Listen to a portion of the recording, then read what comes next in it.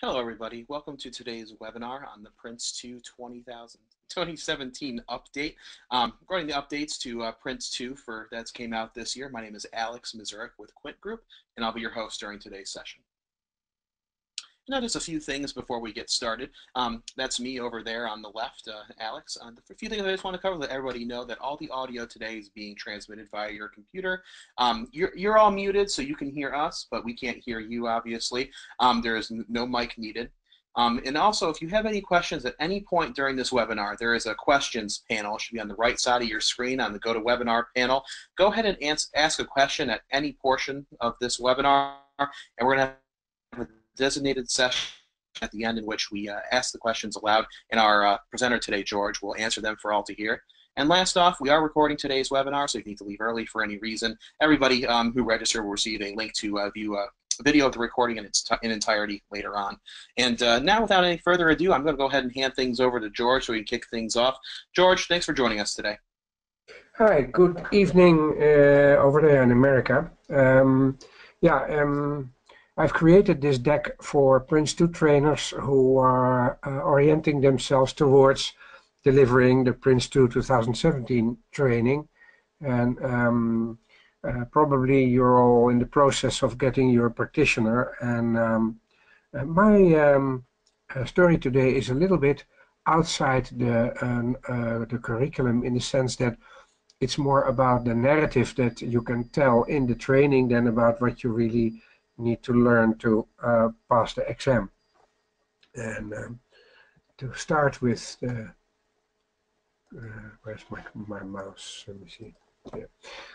To start with the agenda, I will give a short overview of the changes in the 2017 version, and then I will be giving examples of tailoring in the themes and tailoring the processes, because PRINCE2 2007 is focused on tailoring, on being creative, on being flexible, on being able to fit your project into the context of where it takes place. And so I will give you examples of tailoring, and but I invite you to be creative and think of your own ways to tailor the PRINCE2 project, because it's this creativity that we want to send out into the world when we are teaching PRINCE2 2017.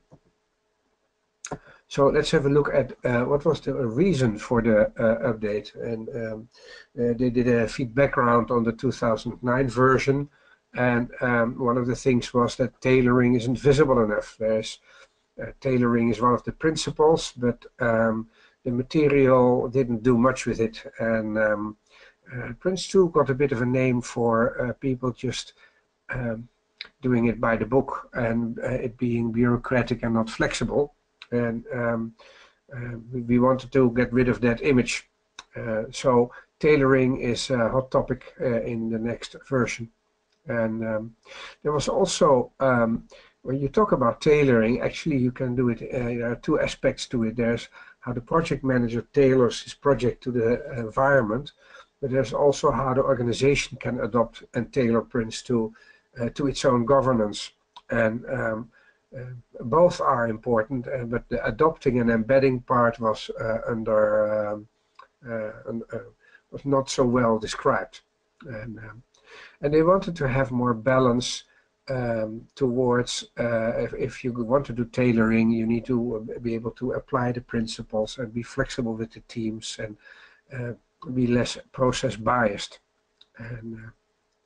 And the pre and post project activities, where, let's say, the project fits in with its surroundings, like there's a mandate coming in and there's a benefits review going out, it needed to be a bit better described how it'll fit into activities that are already going on, and how it can hand over at the end. And then there was the change theme. We were all teaching the configuration management, but it was not one of the nicest parts of the material. And actually the view is now that it's the configuration management was a bit overdone. For most projects, just document management will suffice.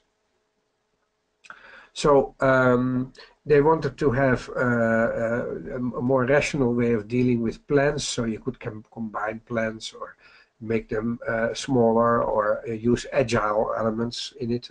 Have a plan on a whiteboard or whatever, and and have more practical considerations in terms of tailoring and everything. So that's the challenges, and the result is that applying the principles is key, especially principle number 7, which is tailoring.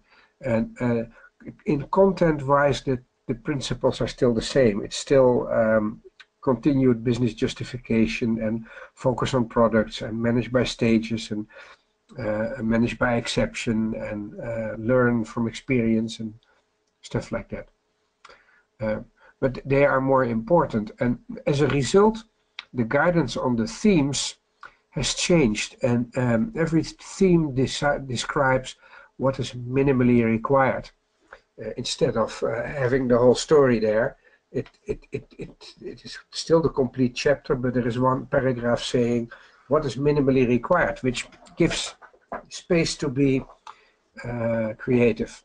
Every chapter on every theme has examples of tailoring and hints and tips, and there are the book is rewritten, and it's very much more readable with call-out boxes, and there are new techniques like investment analysis and Kanban and other techniques that augment the themes.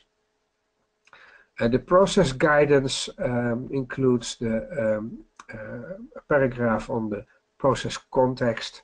The context is also a thing about tailoring, like am I a part of a program or a multi-organization project, and how does that context influence the processes? And there's also a paragraph on tailoring the processes.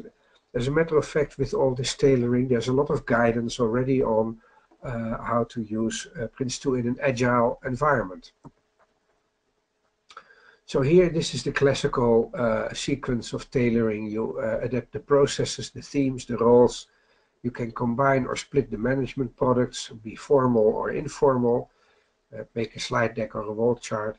You can even adapt the terminology. You don't have to call it a PIT or a brief or whatever. You can actually, you can do everything different as long as you comply with the principles and you document your choices of tailoring in the PIT. So there's a new chapter 4 in the book, and that is where it explains that the organization can adopt or embed a method and already do a bit of tailoring with internal processes and methods and standards and policies and everything. And that will be the basis for the project manager to start a project and tailor it even more depending on the context of the project. So there's a new chapter about it. There's tailoring to common situations, examples like a standalone project, or how do you tailor a project within a program. Imagine that you're in a program, your risk management is part of the program risk management, and your benefits management has to connect to the program benefits management, etc. And you may want some of the players in the program organization take part in your project management team as well. And then there is tailoring projects in a commercial environment where you have a customer-supplier relationship in your project, and projects in an agile delivery environment where we're all the time talking about it. And basically what the difference is that the classical way of managing a project is that you have good specifications at the beginning, and then you get kind of a waterfall approach where you calculate the costs and you write a plan. But what comes in more and more now is that you don't have a good specification at the beginning, and you need to kind of have an evolutionary approach, and Agile is a good example of that. So actually waterfall and Agile are the extremes of the continuum, and as a project manager you have to tailor your project to fit somewhere in between as is appropriate for the context of the project. There have been some products renamed. The benefit review plan is now a benefits management approach, so it has a wider purpose than just a plan for measuring the KPIs.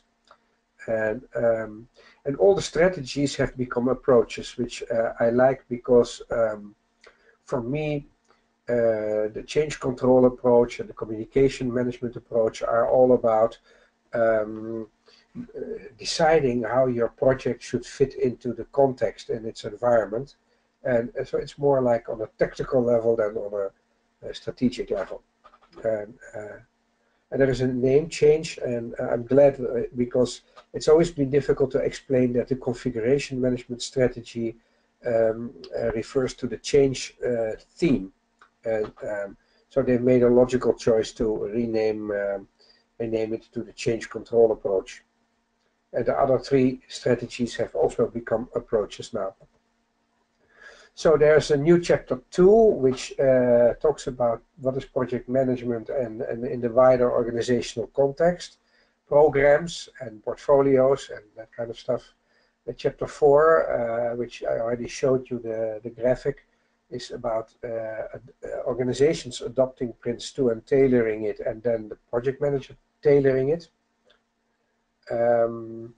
Chapter 19, because there is extra chapters, chapter 19 went down and became 21. Practical considerations for adoption. And Appendix B is now about governance and about how PRINCE2 aligns with governance standards like ISO and others. And Appendix D, the product-based planning, which is all about organizing a conference, has been updated. So those are the chapter changes. So let's have a look at the themes. So I will not going to read out the slides in detail because you can you can get the deck from us. But I'm going to focus a bit on the agile approach because that's the most interesting one, the most sexy part of the changes in PRINCE2. And typically in an agile approach, you don't know exactly what the business case is going to be. And in the old PRINCE2, you would say we can't make a project because we don't have a business case, we can't control the project. We can't assess whether the project is worthwhile. And but the new way of thinking is that you can make a best case, an expected case, and a worst case, and then organize your project so that it will prove itself early on. So you have a number of short stages and use the MSB, managing the stage boundaries, to update the business case in a couple of very short sprints. And as part of that policy, you could test assumptions early and have short stages that deliver early, and then the IP initiating a project will become smaller, shorter, lighter, but the MSB will become more important to nail down the business case in the beginning of the project. So tailoring the organization, we all know already from the 2009 how you can scale down a PRINCE2 organization and attribute all the roles to only 2 persons, where you have to make sure that you follow the constraints of segregation of responsibilities. And but in the end, in a PMT of 2, you have an executive who is also user, supplier, assurance, and change authority, and a project manager who is also doing the support and being the team manager. But what about an agile project? Each team has a project owner. So when you have a change authority in an agile environment, don't make one change authority under the board, but make the product owners in the teams, all of them, change authority for their team. And the senior user owns the project epic or user story, and it's broken down into backlogs per team and per sprint, and that's owned by the product owners, and they report to the senior user. Together, the product owners and the senior user are responsible for realizing the benefits. And in an agile project, benefits are already realized early on. Another example of tailoring is if your project needs to change, if there's a change needed in the business, and there is no program to do that, then you could use the program guidance, the MSP guidance, and appoint a separate team with business change managers who will take the project product and embed it into the transit the business process and make sure that the benefits are realized. So you are making a project which is also a little bit of a program. The risk theme is another one. As a matter of fact, you know, in the business case you have benefits and disbenefits, but if they are uncertain, then the benefits are opportunities and the disbenefits are threats. And then you, in risk management, you make, you have a risk budget and you make investments into reducing the uncertainty of the project. So risk management is there to shore up the business case. And in the traditional, more waterfall style project, the risk is that the requirements are too rigid at the start of the project and that you are delivering something that is not anymore what people want at the end. And that's why you want to do work agile, because it goes in small steps and always delivers what is wanted. But the risks of that are different. The risks of agile are that you are not controlling the changes and the whole project can go into a direction where you didn't want to go. And you may have less control over your business case in an agile environment. So the agile delivery approach, you match the timing of the risk reviews with the agile sprints, and you can have the risk register on a whiteboard and use it during the daily stand-up. Those are examples of how you can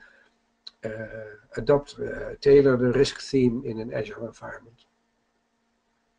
And the quality team has also a few new ideas, like you can, the quality expectations that you have in the project product, you can prioritize them and refine them during initiation.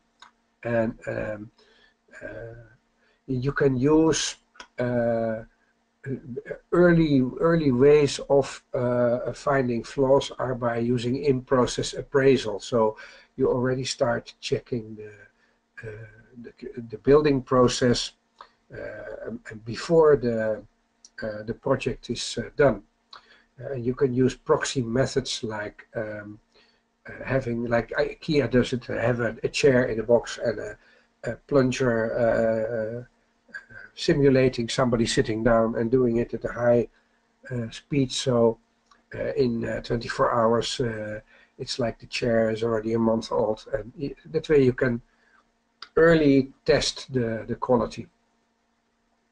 In an agile delivery approach, the project product may be an epic or a user story, and you need high frequency quality checking with reviews and demos, and you might even want to include the board in the testing, and that you realize the benefits early, and this way, if you are doing it at the quality testing at a high speed, it also will help with automated testing like in DevOps. So tailoring the change theme,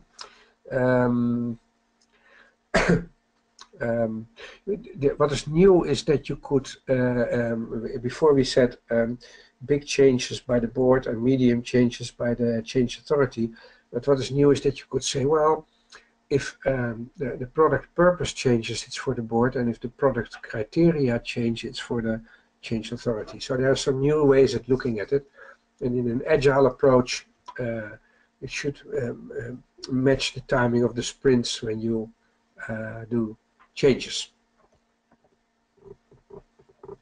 There's one big change in the plans theme, because the choice of management stages used to be in the control section, where you use the progress theme and decide how you want to control the project.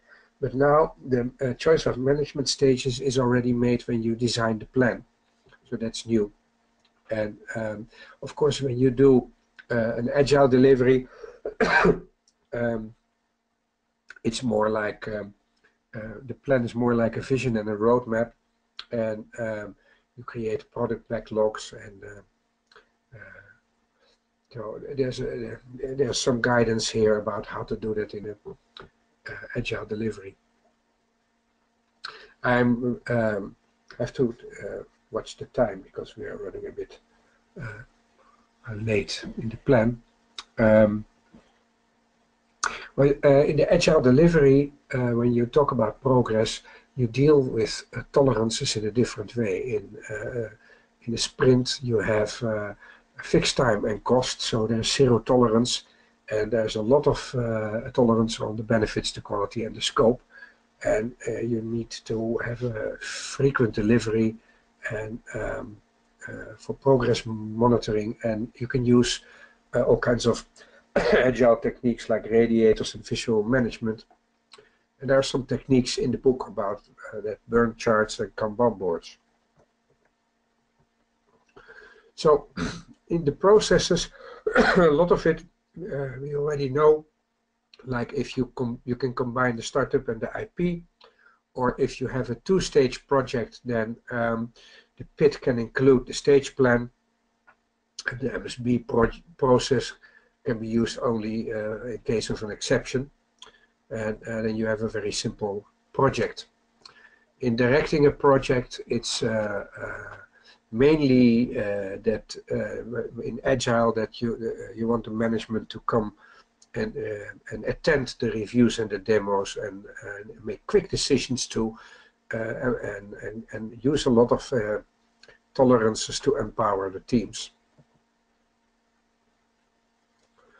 The initiation has a new tailoring requirement, and that is that you need to review the tailoring approach and add it to the PIT. And the PIT may be a single PowerPoint or a set of documents. And so also the benefits management approach and the business case may be one document if you want to tailor. And the project plan could be a list of products and delivery dates, or an agile backlog. So as I said already, configuration management is less important. And in controlling a stage, in an agile approach, you use work packages, but they can contain several time boxes, and you use these Kanban techniques to make the progress visible, and daily stand-ups during the controlling a stage. And in product delivery, you don't use checkpoints if the project manager is also the team manager. And in an agile approach during product delivery, it's a more collaborative interface between the project manager and the team manager, instead of that it's the old style. It's really a contract, a work package.